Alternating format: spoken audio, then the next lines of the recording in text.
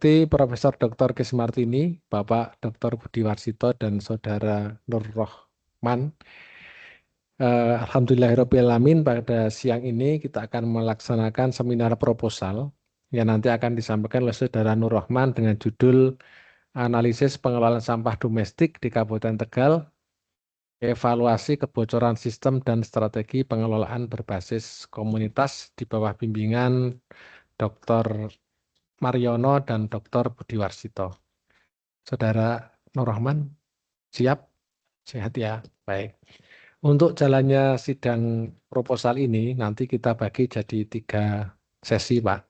Yang pertama adalah sesi pemaparan, kemudian sesi kedua adalah diskusi. Karena ini masih pada tahapan proposal, mungkin nanti lebih banyak kita akan memberikan masukan ya, tapi juga tidak menutup kemungkinan untuk bertanya, sehingga tolong disiapkan. Kemudian terutama di penajaman latar belakang dan juga di metode. Sesi ketiga adalah penetapan hasil, di mana nanti kita akan umumkan hasil dari sidang pada siang hari ini. Silahkan untuk sesi pertama, kami persilahkan Saudara Nur Rahman mempresentasikan proposalnya. Waktunya 15 menit saja. Dipersilahkan, Pak. Terima kasih. Assalamualaikum warahmatullahi wabarakatuh. Waalaikumsalam. Oke. Selamat siang menjelang sore, Ibu Profesor Dr. Kismartini, MSI, selaku Ketua atau Penguji 1, kemudian Bapak Dr. Fuad Muhammad, SSI, MSI, selaku penguji.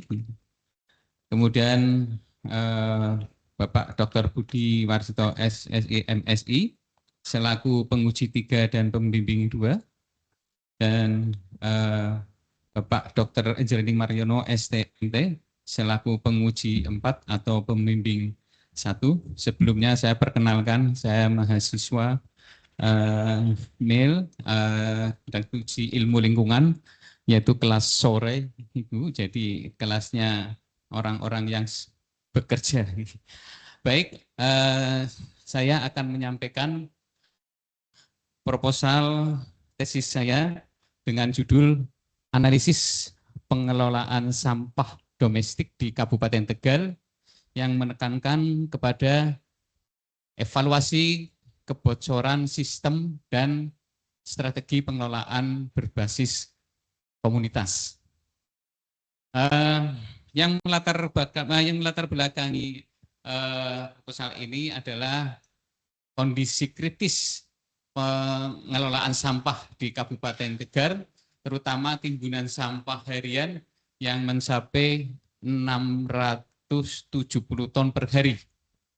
Nah, ini menjadikan pertumbuhan yang terus meningkat dan menjadikan kebocoran sistem yang mencapai sebesar 62% atau sekitar 412,52 ton per hari yang tidak terolah. Dan hanya 229,50 ton per hari terangkut ke tempat pembuangan akhir, dan 53,21 ton per hari diproses industri daur ulang melalui TPS 3R, kemudian pengomposan, dan sebagainya. Dampak pencemaran air tanah inilah yang dijadikan suatu persoalan, termasuk sungai dan peningkatan emisi gas rumah kaca. Kemudian rumusan masalah penelitian ini adalah bagaimana tingkat kebocoran sistem pengelolaan sampah domestik di Kabupaten Tegal, dan pada titik mana kebocoran tersebut paling banyak terjadi.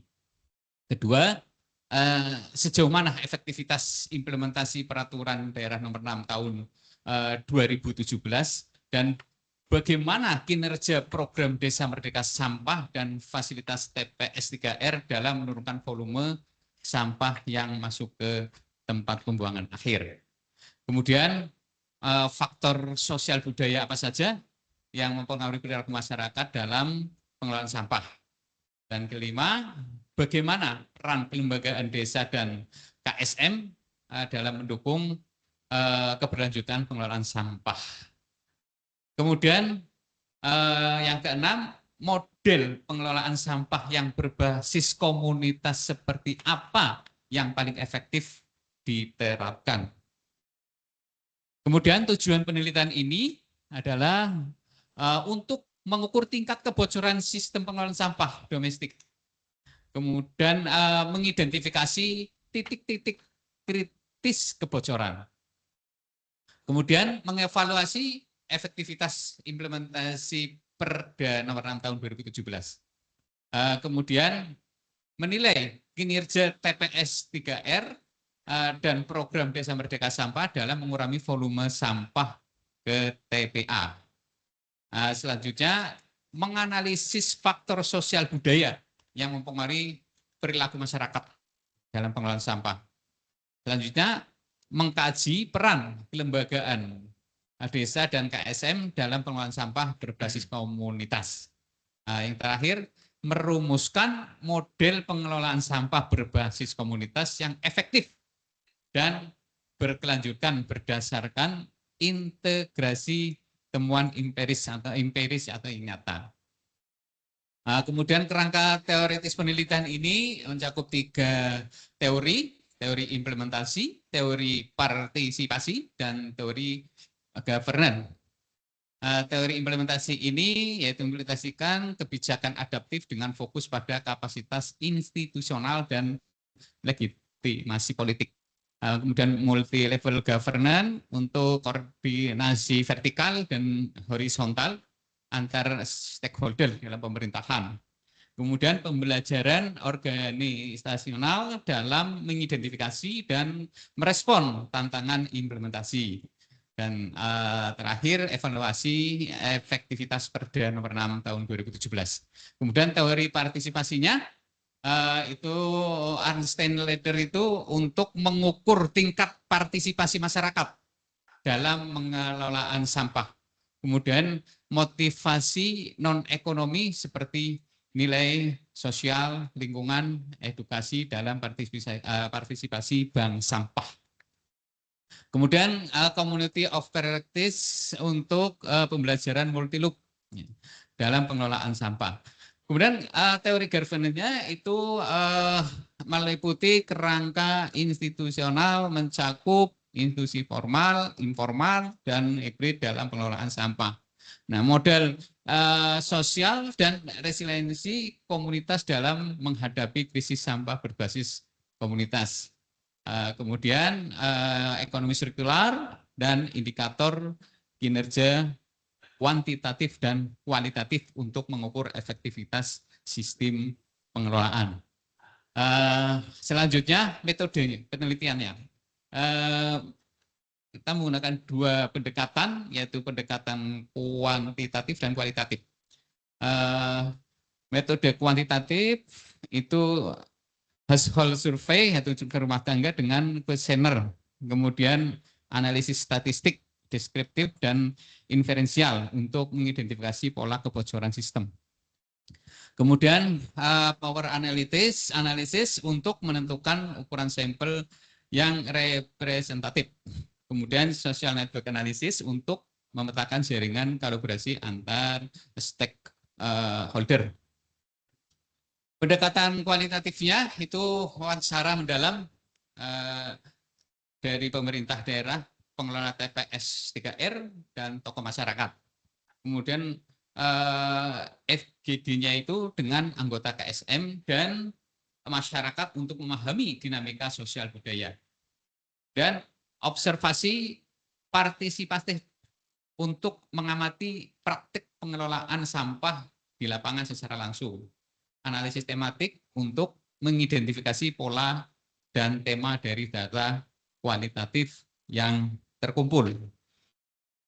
Kemudian selanjutnya dari desain penelitian metode ini ada 5 alur penelitian yang terintegrasi, yaitu fase 1, 2, 3, 4, dan 5. Fase 1 persiapan community entry dengan membangun hubungan dengan stakeholder. Kemudian pengumpulan data kuantitatif, dan fase ketiga pengumpulan data kualitatif.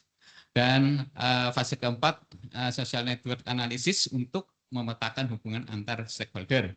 Kemudian fase kelima, integrasi dan triangulasi data kuantitatif, kualitatif untuk menghasilkan temuan komprehensif. Selanjutnya, populasi dan sampling. Ini ada 3 desa yang rencananya kami sebagai populasi sampling, yaitu desa dengan TPS 3R, yaitu desa yang mempunyai TPS 3R aktif dan program pengelolaan sampah secara terintegrasi. Kemudian partisipasi masyarakat dalam pemilihan sampah, kegiatan reduce, reuse, recycle-nya itu juga jalan. Kemudian evaluasi efektivitas pengurangan volume sampah ke TPA. Kemudian analisis operasional dan berkelanjutan fasilitas TPS 3R. Kemudian desa bank sampah. Ini di sini termasuk desa program desa Merdeka Sampah. Termasuk di sini partisipasi berbasis motivasi ekonomi dan nilai tambah sampah.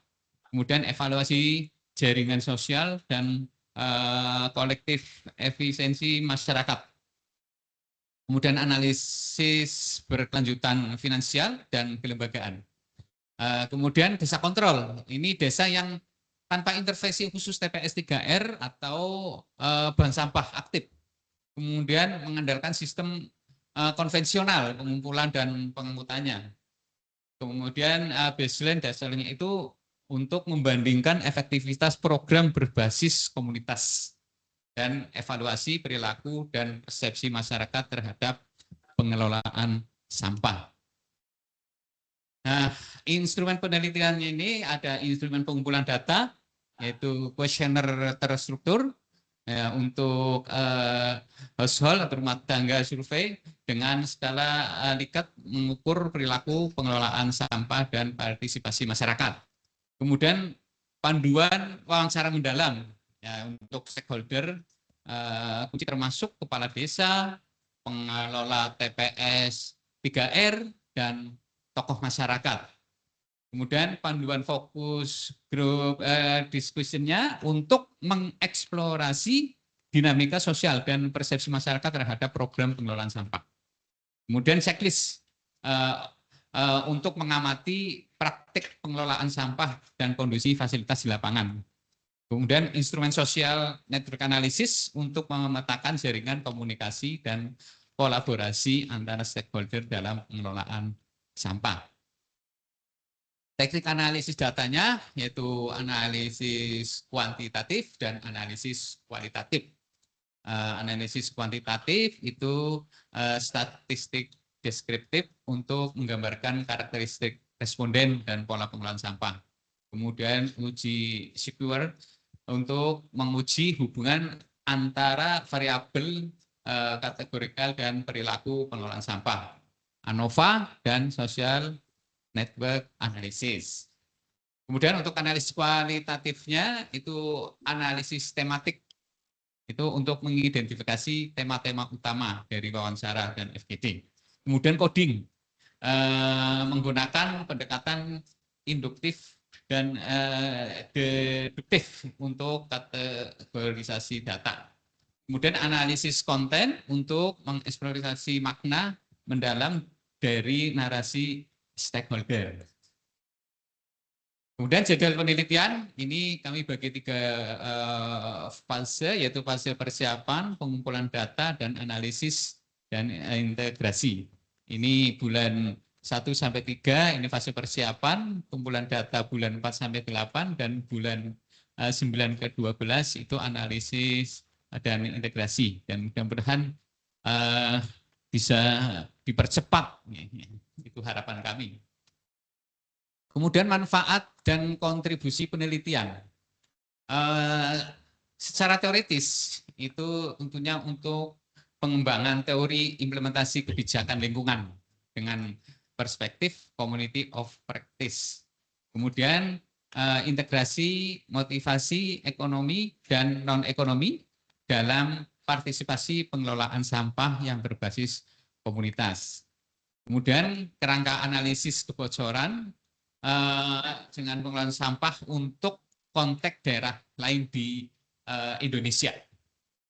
Kemudian kontribusi akademik tentunya pada literatur pengelolaan sampah berkelanjutan dan governance lingkungan. Kemudian manfaat praktisnya itu evaluasi kebijakan bagi pemerintah Kabupaten Tegal dalam reformasi pengelolaan sampah nasional. Selanjutnya rekomendasi strategis untuk desa dan KSM dalam penguatan pengelolaan berbasis komunitas. Kemudian referensi penelitian untuk akademisi dalam studi kebijakan lingkungan dan Zero Waste 2050. Kemudian untuk model replikasi untuk kabupaten lain dengan karakteristik sosial ekonomi yang serupa. Ini manfaat praktisnya. Nah, terima kasih. Demikian gambaran proposal saya yang bisa kami sampaikan. Kami persilahkan pada teman-teman audien, para penguji bisa memberikan pertanyaan atau saran atau masukan yang sifatnya untuk menyempurnakan penelitian ini. Terima kasih, kami kembalikan kepada moderator. Baik.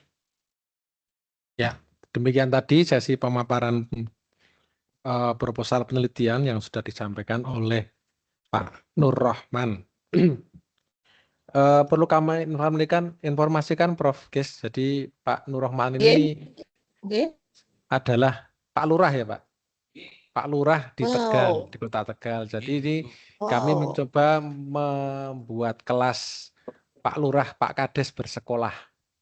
Jadi harapannya nanti temuan dari Pak Rahman ini bisa diimplementasikan di kelurahannya, di wilayahnya. Baik.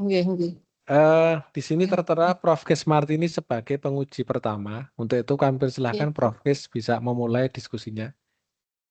Baik. Go, silakan. Oke, terima kasih Pak Fuad atas waktu yang diberikan kepada saya, atas kesempatan yang diberikan kepada saya.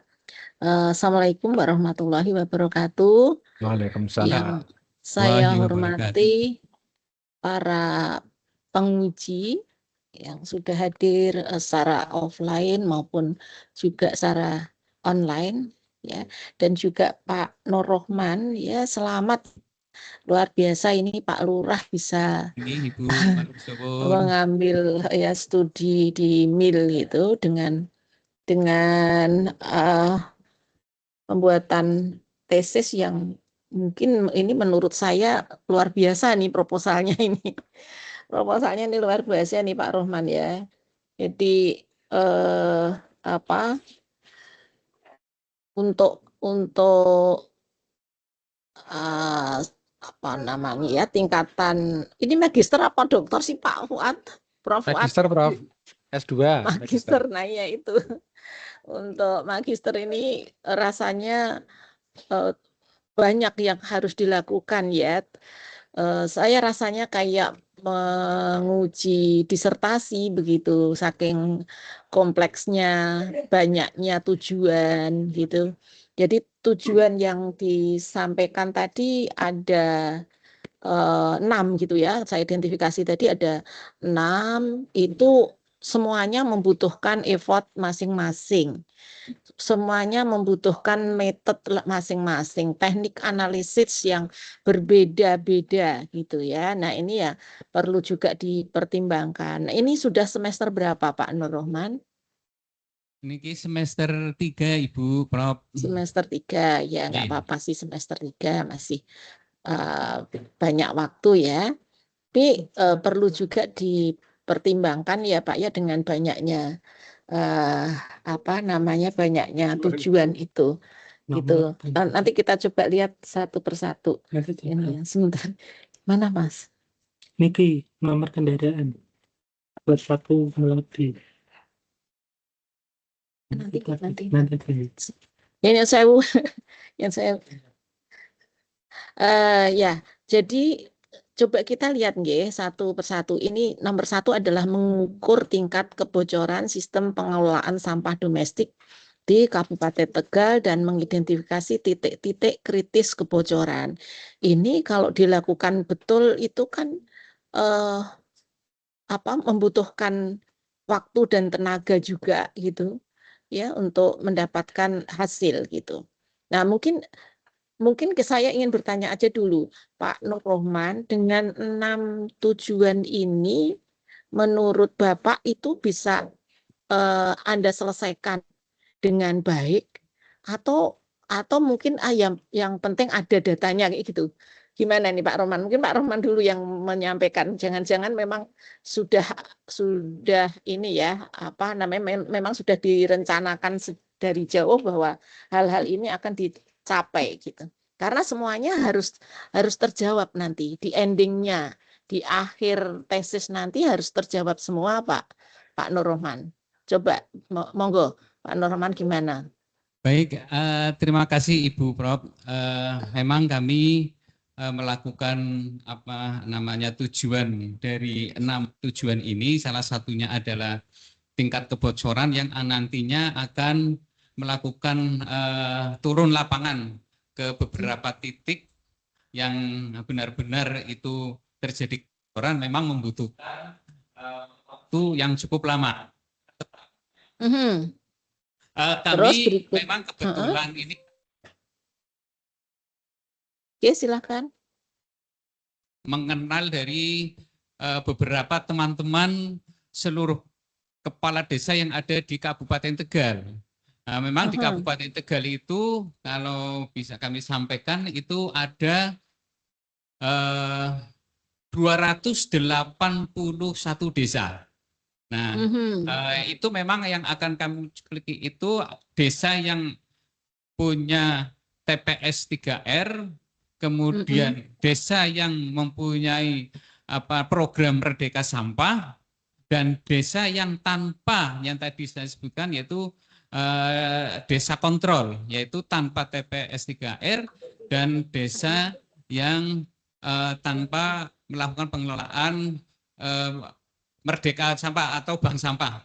Nah, ini kami akan fokus ke situ dan kami akan bekerja sama tentunya dengan para teman-teman kami, dan memang kami sering berkumpul dengan mereka, dan mereka termasuk dari para camat kami juga sudah melakukan komunikasi. Mereka siap membantu dari 17 kecamatan yang ada di wilayah Kabupaten Tegal, Ibu.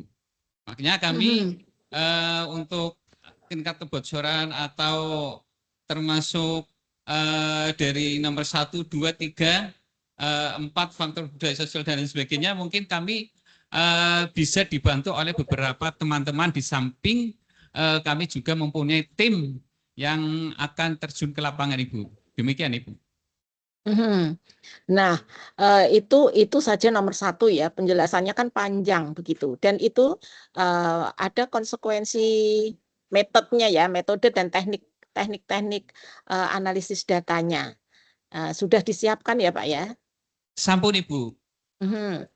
Oke, jadi gini, itu bersamaan juga Pak Nur Rohman akan mengerjakan juga evaluasi efektivitas implementasi ya, menggunakan kerangka analisis implementasi kebijakan terkini. Nah, ini kan butuh lagi pekerjaan yang lain gitu ya. Betul Ibu. Untuk evaluasi efektivitas ini tentunya dalam implementasi Perda nomor 6 tahun 2017 ini tentunya nanti bersamaan Ibu, bersamaan dengan tentunya kami di lapangan bersama teman-teman, dan kami sudah membuat kurang lebih 400 kuesioner Ibu. Kuesioner nanti akan kami bagikan di setiap desa, tentunya desa-desa yang kami sebut tadi dari tipe 3 desa tadi Bu. Nah, itu termasuk sudah mencakup kuesioner itu sudah mencakup dari tujuan penelitian ini Ibu. Oke. Lalu ini nomor 2 dan nomor 3 gitu ya, tujuan kedua dan ketiga itu kan mengevaluasi efektivitas sama menilai kinerja TPS 3R. Sepertinya tadi mengevaluasi efektivitas implementasi juga berada di TPS 3R. Apa perbedaannya Pak antara mengevaluasi efektivitas dengan menilai kinerja TPS 3R? Mengevaluasi efektivitas dalam Perda ini terkaitan dengan karya dalam tentunya Perda nomor 6 tahun 2017 ini kan terkait dengan pengurangan sampah Ibu yang ada di Kabupaten Tegal. Kemudian untuk menilai kinerja TPS 3R ini terkait dengan kinerja dari desa yang mempunyai TPS 3R. Sesuai data di lapangan, kemarin kami sempat ngobrol-ngobrol dengan petugas dan kepala desa, itu TPS 3R yang ada di lapangan itu rata-rata itu tidak berjalan. Karena apa? Karena banyak banyak faktor-faktor yang mempengaruhi, termasuk manajemen, kemudian dana dan diserahkan kepada pihak ketiga, sehingga di sini kami akan melakukan termasuk mengevaluasi nilai kinerja TPS 3R untuk mencari solusi yang terbaik itu seperti apa biar TPS 3R ini berjalan dengan baik. Seperti itu Ibu. Oke.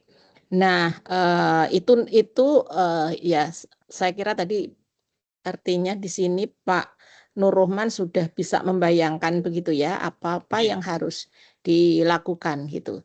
Jadi saya hanya cek aja gitu ya. Dicoba untuk dilihat dengan definisi operasional penelitian gitu ya. Jadi itu kan harus konsisten ya Pak ya, antara tujuan penelitian dengan operasionalisasi konsep atau di sini definisi operasional gitu. Nah, coba dilihat Pak di situ tuh malah tambah begitu ya, fokusnya itu malah menjadi 8, tidak lagi 6 gitu. Ini mohon nanti disinkronkan begitu Pak. Jadi maksud saya untuk memudahkan penjenengan supaya tidak bingung. Tugas saya apa sih dalam penelitian ini? Kalau memang sepakat 6 tadi, ya itu harus tertuang di dalam definisi operasional. Gitu. Baik Ibu. Jadi kalau dilihat definisi operasional di halaman 30. Di halaman 30 ya. Di halaman 30 coba dilihat Pak.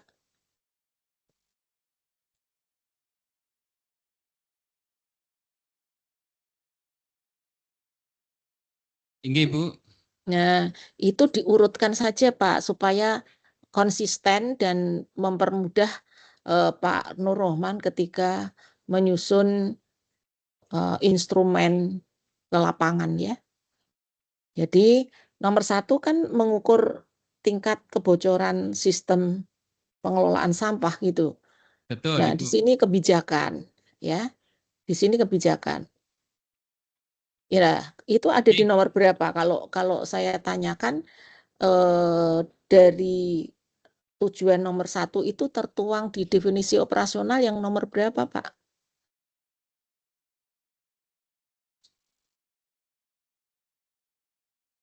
Baik Ibu, ini sepertinya belum masuk definisinya Bu sebagai.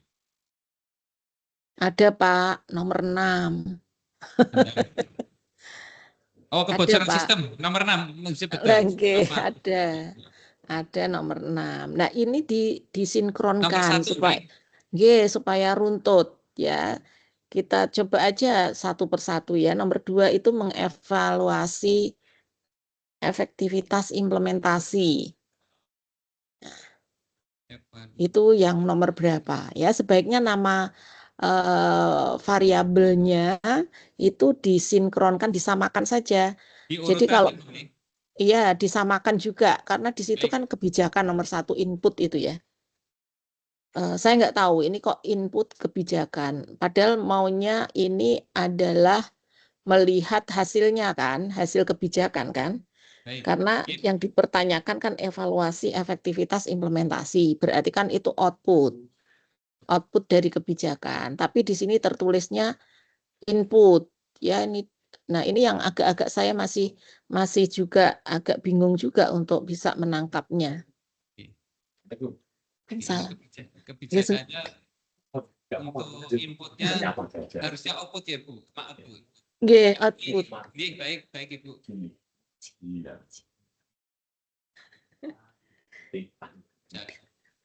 Sebentar ya Pak, sebentar nggih, izin.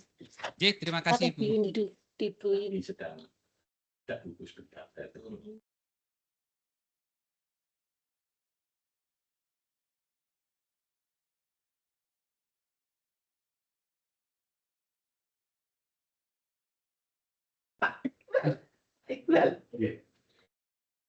Nyon sewu Pak, ini ada tamu soalnya. Oh, Ada Prof. tamu dari UT Nggih, Ibu. baru rawuh. Nggih. Nggih. Terima kasih Saya lanjut ya, masukannya, Ibu. saya lanjut nggih.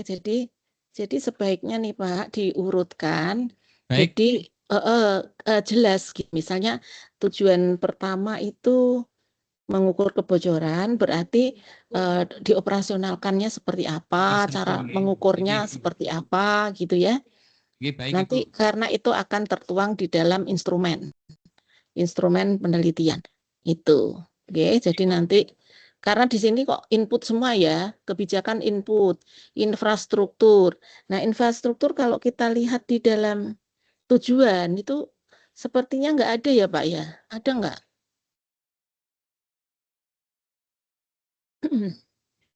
Nah, terus ada partisipasi masyarakat itu apakah menjawab faktor sosial budaya itu juga berbeda ya, antara partisipasi dengan faktor sosial budaya itu berbeda karena konsekuensi teoritisnya ada gitu. Oke Pak Noroman ya. Nggih. Itu saja sih saya pesannya untuk Nggih, mensinkronkan dari depan ya, kemudian ke teori juga begitu, itu akan lebih bagus. Ya, kajian teorinya juga mengacu runtutan itu akan lebih mudah kita untuk memahami gitu. Ya, Baik, Ibu. jadi nanti disinkronkan saja kalau memang 6 tujuan itu mau semuanya diambil ya. Nggih. Jadi ini memang kayak penelitian S3 Pak, luar biasa kalau Pak Nurroman Baik. bisa menyelesaikannya. Baik, Gitu Ibu. ya. Baik, terima Nggih. kasih. Ini nanti kami Nggih. sinkronkan untuk definisi operasional dengan tujuan penelitian kami urutkan. Kemudian nanti coba kami dari 6 tujuan ini akan kami coba barangkali memang terlalu banyak Ibu nggih. Mungkin ada Nggih. yang bisa jadikan satu. Baik Ibu, terima kasih. Nggih. Baik, Prof Fuad saya kembalikan. Akunya terima kasih Nyun Sewu. Matur nuwun Prof atas Nggih. masukan-masukannya. Tadi Siap. masukan yang cukup konstruktif ya Pak Rohman ya. Silakan nanti bisa dikonsultasikan dengan pembimbing untuk bisa diakomodasi mungkin ya. Jadi tadi sudah banyak dikasih Prof Kismartini, saya sepakat ya. Yang pertama Anda harus membuat benang merah dari latar belakang tujuan, kemudian di tinjauan pustaka dan di metode. Secara gampangnya gini Pak. Pak Nur kan punya 6 tujuan tuh. Nah, nanti di metode saja Pak, dipilah misalnya tujuan pertama akan melihat tingkat kebocoran. Nah, nanti metodenya apa?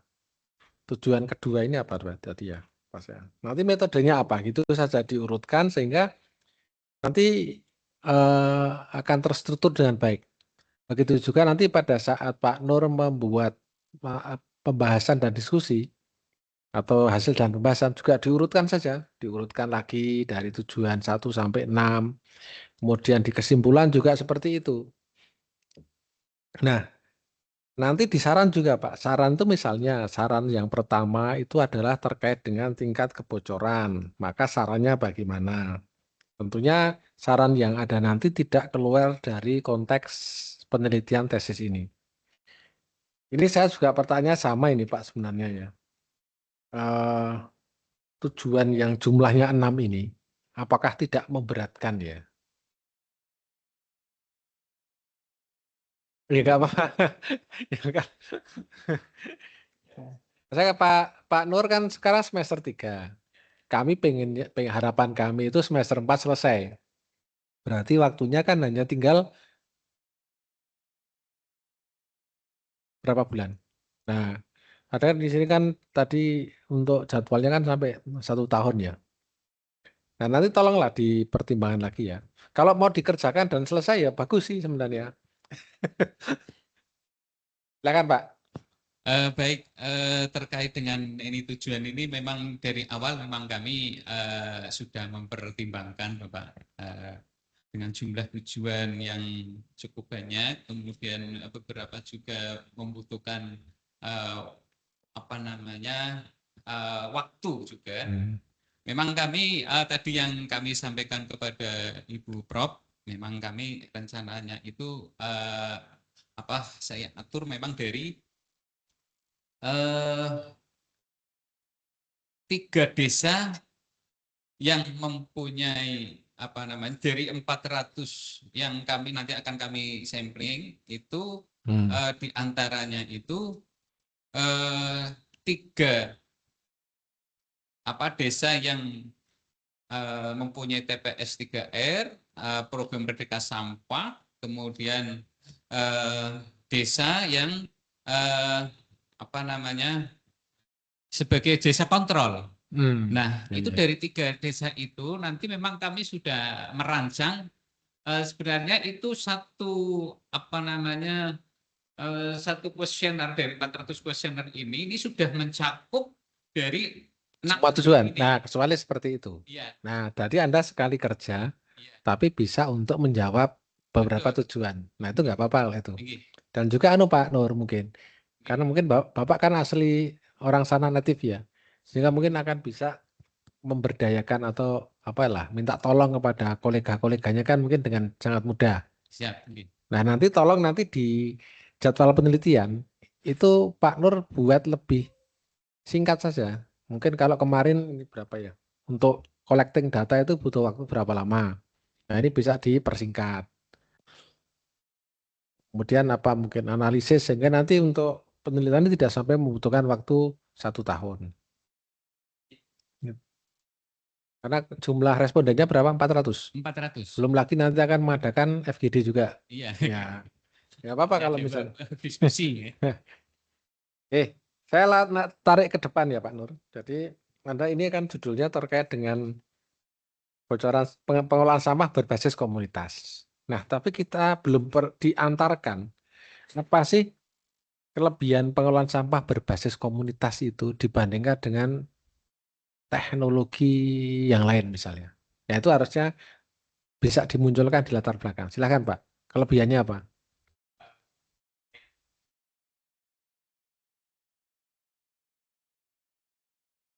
Komunitas ini memang kalau ini bisa berhasil itu akan mungkin melebihi teknologi karena banyak teknologi yang sudah diterapkan khususnya di wilayah-wilayah desaan atau wilayah tingkat kecamatan atau kabupaten, ternyata semuanya itu tidak berjalan dengan baik. Nah, makanya kami punya inisiasi, kami akan mencoba pengelolaan sampah ini berbasis kepada komunitas, kepada masyarakat tingkat bawah. Nah, memang itu membutuhkan pemikiran karena saat ini persoalan ini sering terjadi dan pengaduan-pengaduan dari stakeholder, dari pihak-pihak yang berkepentingan, itu salah satu yang menjadi problematika itu pengelolaan sampah berbasis komunitas, Pak. Nah, makanya kami akan mencoba untuk melakukan terobosan-terobosan biar pengelolaan sampah berbasis komunitas ini bisa berjalan dan bisa menjadikan contoh kepada wilayah-wilayah lain, Pak, seperti pada tujuan kami. Ya. Ya, kalau bisa dilaksanakan ya bagus ya. Makanya ini tapi butuh Bukes lebih paham ini, namanya rekayasa sosial, ya kan? Artinya apa? Kalau sampah ini bisa diselesaikan di hulunya, di sumbernya, itu kan tidak menimbulkan beban ya di berikutnya di TPS 3R atau bahkan di TPA bahkan. Nah, ini menjadi sebuah apa namanya, bisa memberi harapan lah menurut saya. Tadi selama ini kan sampah selalu jadi masalah. Nah, kemudian ini satu lagi Pak di tujuan. Tujuan pertama coba ditampilkan Pak. Berarti ada ditutup ya? Ya sudah nggak apa.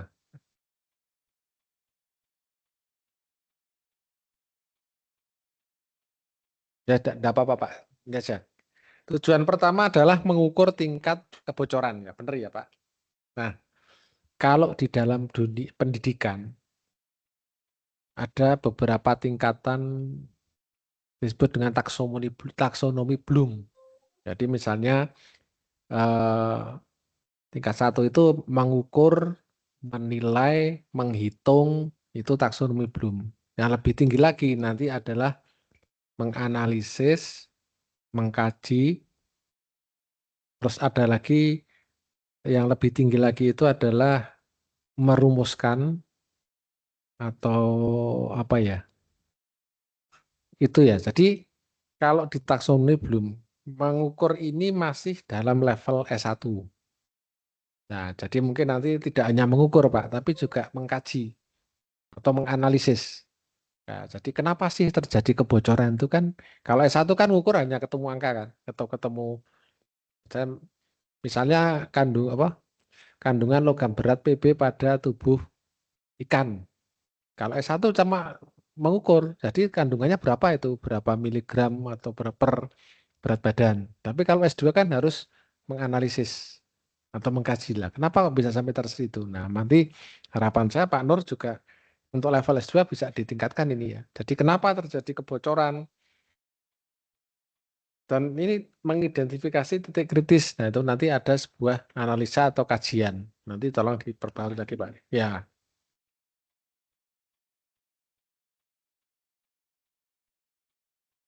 Yang lain sudah dibahas Bugis dan saya ini untuk metodenya sangat detail ya Pak. Sangat sudah sampaikan sangat detail. Cuma nanti bisa dikelompokkan Pak per tujuan tadi ya biar lebih. Atau mungkin metode ini untuk menjawab tujuan berapa gitu. Baik dari saya kira cukup Pak Nur. Terima kasih. Berikutnya silakan Pak Dr. Budi Warsito selaku pembimbing kedua. Oke, baik, matur nuwun Pak Fuad dan Prof. Kismat ini atas tadi saran, komentar dan masukannya Pak Nur Rahman ya. Pak Nurman, saya juga ingin menyampaikan selamat dulu ya Pak Nurman. Pak Nur akhirnya sudah sempro ya. Terima kasih. Nah, kemudian lancar nanti ke depannya. Ini terus terang saya juga agak surprise, ini kompleks sekali ya yang mau ketika pertama kali ini baca ini juga banyak sekali yang mau dikerjakan, tapi enggak apa-apa kalau bisa selesai bagus seperti disampaikan Pak Fuad. Tapi kalau komprehensif sekali itu ini S3 aja bisa. Jadi nanti apa setelah ini terus S3 malah bagus. Amin. Insyaallah. Ini saya ingin aja memastikan ya, ini berarti sudah siap semua ya ini ya yang mau dikerjakan ini sudah ready. Insyaallah. Salah siap ya. Maksud saya lihat mau pakai Amos gitu sudah oke juga ya. Insyaallah Pak. Oh iya. Pak Nur sendiri atau ada yang bantu? Ada yang mau mengerjakan, mengolah datanya ini Pak Nur Rahman sendiri atau ada yang bantu ya? Tentunya ada yang bantu Pak. Ya, seperti kemarin kami mencoba melakukan informasi data, itu kami juga dibantu terutama ya para perangkat saya Pak. Oh ya, enggak apa-apa. Dan teman-teman Kades juga Pak. Ya, itu memang siap membantu Pak. Ya, enggak apa-apa, malah bagus ya. Nanti nanti suruh sekolah terusan perangkatnya ya. Nanti yang kalau Pak Nur sudah selesai langsung yang bantu ikut sekolah semua gitu ya. Nah, terus Pak Nur ke S3 gitu ya, jadi yang bantu S2 nanti seperti itu komprehensif bagus ya. Ini termasuk Envivo segala macam itu juga ya sudah sip lah. Nah, itu sebenarnya satu bagian itu sudah satu pekerjaan tersendiri sih sebetulnya ya. Tapi ya malah komprehensif nanti lah. Betul Pak Budi, kalau memang ini memang saya ini tidak apa namanya tidak menutup kemungkinan saya minta atau bantuan dari beberapa teman Pak. Karena memang ini kalau saya kerjakan sendiri jelas sangat tidak mungkin dengan tujuan 6 ini. Memang kami minta bantuan teman-teman untuk terutama dalam pengelolaan data Pak. Ya, ya nggak apa. Bagus. Nanti yang penting konstruksi modelnya ya. Misalnya gini, saya contohkan SEM ya. Kan Bapak mau menggunakan model persamaan struktural ya, Structural Acquisition Modeling yang pakai AMOS itu pertama kan kita harus mengkonstruksi modelnya. Apa berpengaruh terhadap apa? Misalnya A berpengaruh terhadap B, B berpengaruh terhadap C, kemudian A juga berpengaruh terhadap D, ada pengaruh langsung tidak langsung. Jadi nanti sebelum Bapak survei ke lapangan ini dimatangkan dulu nih model awalnya ini, model yang mau dikonstruksi. Terus indikator untuk mengukur variabel latennya. Ya, ini harus jelas sehingga nanti harapannya kan terus sudah langsung valid gitu ya Pak ya, valid semua indikator valid gitu dan reliable sehingga langsung bisa dipakai gitu. Nanti kan terus muncul hasil yang diharapkan karena model itu kan kita yang mengkonstruksi gitu ya, peneliti yang mengkonstruksi dan itu harus ada justifikasinya. Kenapa sih kok A itu berpengaruh terhadap B begitu ya. Nah ini yang belum muncul kan itu Pak.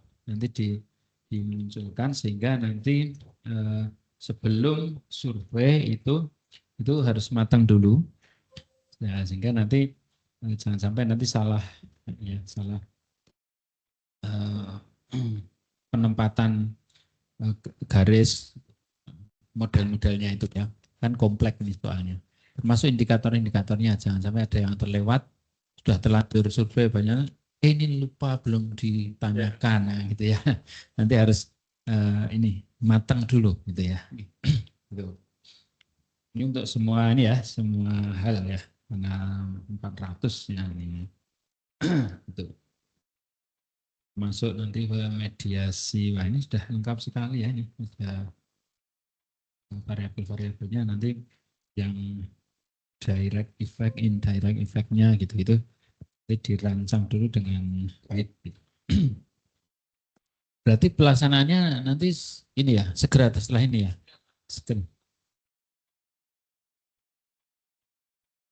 Sip, bagus. Nanti pokoknya terus publikasi itu yang penting. Nanti jadi syarat Bapak, utama. publikasi ini masih proses, kami sudah submit kemarin, sudah ada jawaban juga. Mudah-mudahan selanjutnya tinggal publish Pak. TOEFL-nya gimana Pak? TOEFL? Tes. Oke. Ya submitnya ke mana kemarin jurnalnya? Saya untuk jurnal kemarin memang jurnal tugas kuliah. Tapi untuk yang proposal ini kami juga melakukan sedang melakukan proses Pak. Nanti insya Allah mudah-mudahan minggu depan atau minggu kami juga akan melakukan. Jadi biar ada dua Pak paling tidak atau satu hasil paling satunya. Iya betul. Kan soalnya by riset ya Pak. Itu jadi harus jurnal. Jadi by riset Pak. By riset tuh? By cost riset. Kan maksud saya. Oh ada kuliah ya by cost ya. Oh by cost deh. Iya. Ada ikut kuliah dulu ya. Ini berarti by cost. Saya kira itu aja Pak Buat dari saya, teman-teman. Oke, baik, terima kasih Pak Budi. Tadi sudah banyak masukan baik dari para penguji dan pembimbing. Silakan nanti Pak Nur bisa segera melaksanakan penelitian dan tentunya juga sambil melakukan penelitian ya sambil diperhatikan tadi masukan dari Prof. Kes. Kira-kira faktor-faktor krusial mana yang tadi Pak Budi juga mengingatkan, jangan sampai nanti kerja 2 kali lah intinya dari situ ya. Saya kira untuk ujian proposal ini kita nyatakan ditutup karena Pak Mariono sedang ada rapat ya dengan KLHK ya, sehingga belum bisa menguji. Jadi kami belum bisa memberikan keputusannya, tapi sepertinya kalau dilihat dari proposalnya sudah cukup baik. Jadi kami nyatakan saja bahwa Pak Nur dinyatakan layak untuk meneruskan ke penelitian Terima dengan kasih. memperhatikan tadi ya perbaikan-perbaikan atau usulan-usulan masukan dari para penguji dan pembimbing. Terima kasih Prof. Kis Martini. Kemudian Pak Dr. Budi Warsito yang sudah berkenan untuk ada di tempat ini. Kami ucapkan terima kasih sekali lagi. Kami tutup. Assalamualaikum warahmatullahi wabarakatuh. Waalaikumsalam warahmatullahi wabarakatuh.